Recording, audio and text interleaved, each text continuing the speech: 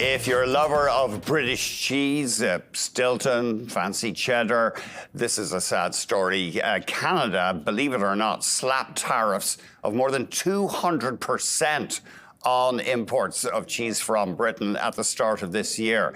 Now, there hasn't been a huge run-up in prices yet because a lot of the cheese was already in the country. It's working its way through the system.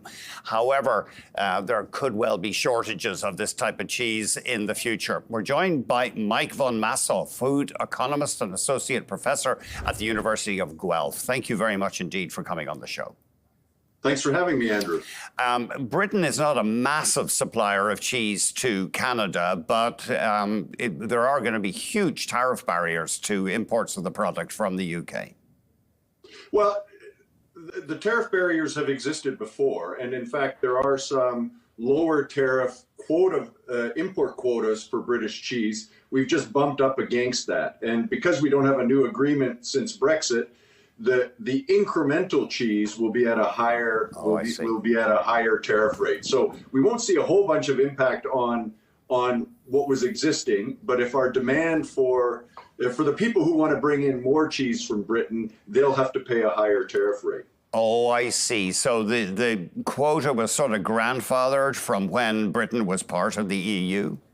Yes. So the quota still exists, but beyond that, they are fixed. As you said, Britain's not a huge supplier. Stilton's some aged cheddar, but it adds up to about $60 million a year. So this isn't going to be earth-shattering for the Canadian cheese market, but it will affect some of those who particularly like that British cheese. And it is, to use that cliche, a trade irritant. Our trading partners repeatedly refer to dairy, don't they, when announcing deals? Or when negotiating. Sorry, go on. Yes, so Canada protects its dairy industry because of supply management. So in any agreements that we've negotiated, we've negotiated a certain amount of access for products. We haven't renewed that agreement with Britain since Brexit. So there is some grandfathered import quota, but there's no flexibility on that until and unless we agree. And those things are always traded off, right? Mm-hmm. When we give access to our dairy market, we ask for access to other people's markets too. And that's sort of the give and take that we've historically seen in this area. Just update us on the status of cheese from the EU. Now, I know the Europeans have in the past complained that the people who are given the import quotas in Canada are people in the dairy industry. So obviously they have a conflict here. They're not going to be that keen to bring in foreign cheese. And there have been complaints that they just bring in the cheapest type because I think it's based on tonnage. Is there any validity to that our dairy industry has a lock on the imports as well? Well, it isn't dairy producers who are getting imports. It is retailers and processors who have access to those import quotas. So I think there isn't a direct relationship between who's producing milk and those that have the dairy quotas. We have come up short on some quotas in the past, and to a degree.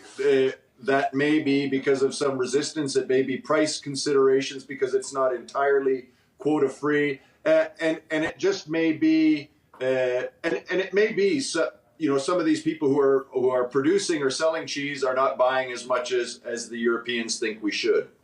We've only got about 90 seconds left. I often look at Canadian-made fancy cheese, not industrial stuff, but I see prices of $50 a kilo. Why do I have to pay so much? I know their production base is small. They don't have the economies of scale that they have in Europe, but why is it so darn expensive? $50 for a kilo of cheese? Well, I think you sort of answered your own question to a degree, Andrew. Production costs are high. The demand is high. There are some constraints within supply management about getting more milk, so the system adapts a little bit less quickly. So if the market is there, sometimes it is just a question of supply and demand. If there's less of it available, and it's a particularly good cheese, Andrew, you said it was a highlight of your Christmas season. If you like particularly good cheese, as I do, then sometimes we have to pay more because there's not lots of that particular cheese. I have to ask you, is there a particular cheese that you relish? What's your favorite, Mike? Is there one that jumps out for you?